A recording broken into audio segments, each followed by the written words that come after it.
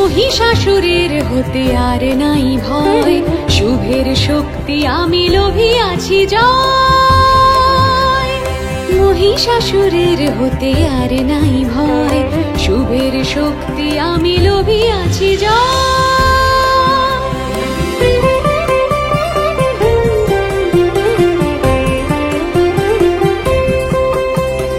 তোমাদের স্তব শুনে হয়েছি হে প্রীত, তোমাদের স্তব শুনে হয়েছি হে প্রীত। বলো হে আমার দ্বারে কেন উপনীত, এবে কি বা অভিলাষ কোন বর চাই?